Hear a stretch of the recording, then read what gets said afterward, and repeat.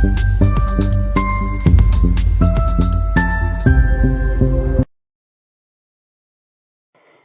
Chart को हम लोग समझ लेते हैं मार्केट किस हिसाब से बायर और सेलर को बिठाने का कोशिश किया है। देखो, अगर ये बहुत ही बेसिक तौर पे अगर चार्ट को अगर हम लोग देखें तो नीचे का बायर प्रॉफिट में है, मार्केट बहुत अच्छा अपसाइड मोमेंटम किया है, तो हम लोग उसको डायरेक्टली टारगेट नहीं कर सकते। तो हम लोग को अपसाइड मोमेंटम फाइंड आउट करना चाहिए। ये तो फिर देखो वही बात हो गया, जो मार्केट दिखा रहा है हम लोग को वही देख लो, सीधा बात है। पर अगर देखो यहाँ पर एक रिटेलर के नजरिए से या बायर के नजरिए से सोचोगे तो मार्केट सेलर को कहाँ तक इनवाइट किया, जब तक ये क्लोजिंग है वहां तक।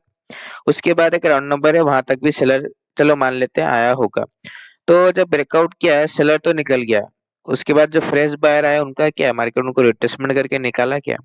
रिट्रेसमेंट करके उनको नहीं निकाला है। और इवन देखोगे 59,500 का भी मार्केट छोटा मोटा ब्रेकआउट किया है।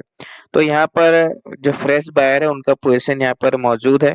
निफ्टी में तो 26,000 के ऊपर दोबारा क्लोजिंग मिला है, तो यहाँ पर अच्छी से मार्केट धीरे धीरे करके बायर को बिठाया है। कोई बड़ा रिजेक्शन या बड़ा रिट्रेसमेंट हम लोग को नजर नहीं आ रहा। तो बायर मौजूद है। गैप डाउन ओपन होगा तो ये सारे ट्रैप हो जाएंगे। और इसमें भी सेम सिनेरियो है। फ्लैट ओपनिंग में मार्केट क्या करेगा, ब्रेकआउट करने की कोशिश करेगा। ब्रेकआउट में कौन आएंगे, बायर आएंगे। गैप ओपन हो जाएगा तो दूसरे का रिटेलर का साइकोलॉजी क्या हो जाएगा, पॉजिटिव, वो क्या करेगा, बाइंग करेगा। एसएल कहाँ रखेगा, 500 या क्लोजिंग के आसपास। तो ऐसे में मार्केट क्या कर सकता है, गिर सकता है। तो गैप डाउन ओपनिंग में ये ट्रैप हो जाएगा।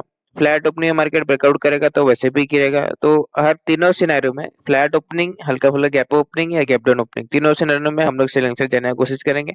हाँ, बहुत ही बड़ा मेजर गैप ओपन हो गया है, उसके बाद 60,000 का लेवल आसपास आ जाएगा तो हम लोग सिनेरियो देखेंगे, कैंडल वगैरह देख के सोचेंगे। पर फिलहाल के लिए हम लोग को यहाँ पर फ्रेश बायर का पोजीशन दिख रहा है। निफ्टी में भी हम लोग को फ्रेश बायर कंटिन्यू बिठा के मार्केट गया है। तो दोनों का चार्ट हम लोग को सेलिंग साइड इंडिकेशन दे रहा है। तो आई होप आप समझ पा रहे हो किस हिसाब से मैं चार्ट को अभी रीड करने की कोशिश कर रहा हूँ। बाकी on the spot situation change हो सकता है, तो आप अपने हिसाब से ट्रेड बना सकते हो। धन्यवाद।